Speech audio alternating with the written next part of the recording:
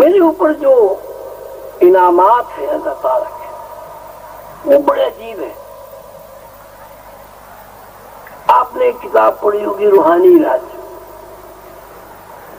تو روحانی علاج میں جتنے بھی عملیات ہیں یا نقش ہیں یا علاج ہیں وہ سب حضور اندر بابا اولیاء رحمۃ اللہ علیہ کے لکھوائے ہوئے ہیں. اس میں میرا کچھ بھی نہیں ہے.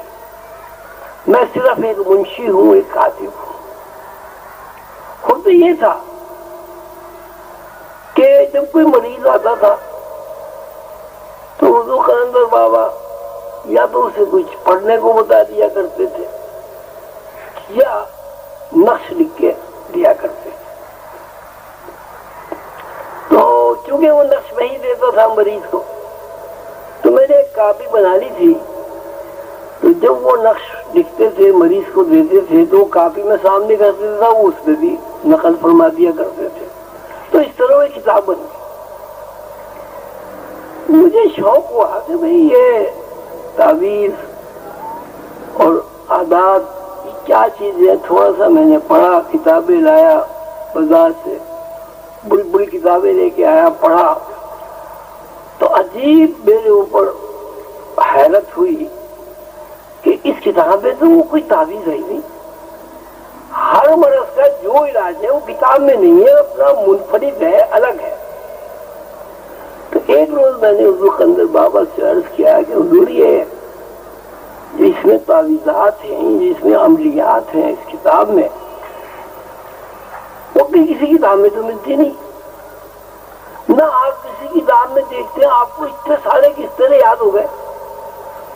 تو مسکرایا اور مسکرا کے فرمایا کہ نہیں، نہ مجھے یاد ہے نہ آپ کو یہ کتاب میں اس لیے ملیں گے کہ میں کتاب سے لکھتا ہی نہیں. تو میں نے عرض کیا حضور پھر کیسے لکھتے ہیں آپ؟ تو کہا کہ میرے پاس کوئی مریض آتا ہے اور میں تشخیص کرتا ہوں کہ اس کو فلاں مرض ہے، تو میں لوح محفوظ پر دیکھتا ہوں کہ اس مرض کا علاج کیا ہے. جو لوح محفوظ میں دیکھتا ہوں وہ نقش لکھ کے مریض کو دے دیتا ہوں، آپ کو لکھ کے کافی میں دے دیتا ہوں. تو اس طرح یہ کتاب روحانی علاج مرتب ہوئی. یعنی اس کتاب میں جتنے بھی امراض کا علاج ہے دراصل وہ لوح محفوظ سے براہ راست منتقل ہوا. اس کتاب کو میں نے ترتیب دیا.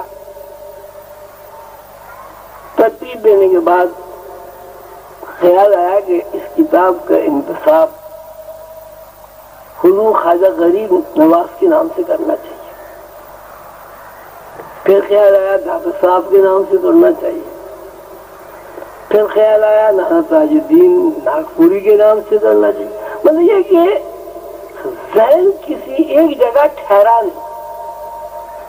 تو اس میں عجیب زچ ہو گیا کہ بھئی کیا بات ہے، میرا ذہن ٹھہرتا کیوں نہیں ہے.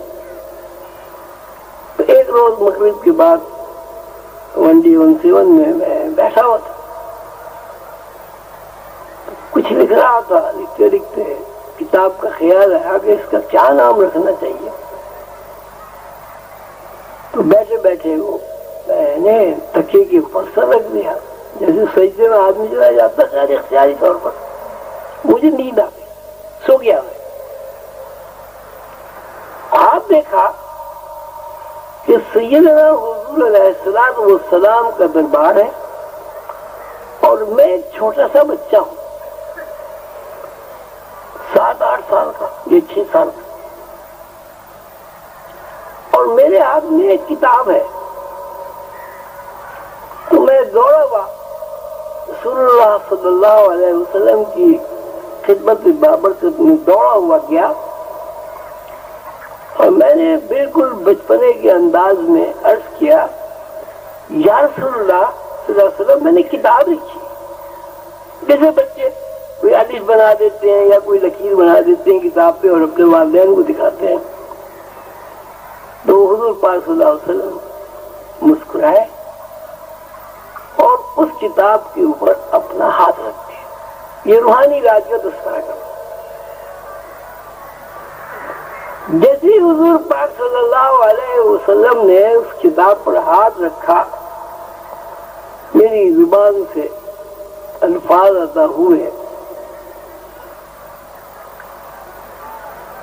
بحضور سرور کائنات علیہ الصلوۃ والسلام، انتصاب بحضور سرور کائنات علیہ الصلوۃ والسلام، اور فوراً میری آنکھ کھل گئی۔ وہ میں نے کاغذ پہ لکھا، بڑا خوش ہوا، اور لکھا اس لیے ایسا نہ ہو کہ بھول جاؤں۔ تو دوسری دفعہ، پہلی دفعہ روحانی راج کے سلسلے میں رسول اللہ صلی اللہ علیہ وسلم کا فیض براہ راست حاصل ہوا خواب میں، اور دوسری مرتبہ یہ کتاب محمد رسول اللہ صلی اللہ علیہ وسلم نے اس کے اوپر خوشنودی کا اظہار فرمایا۔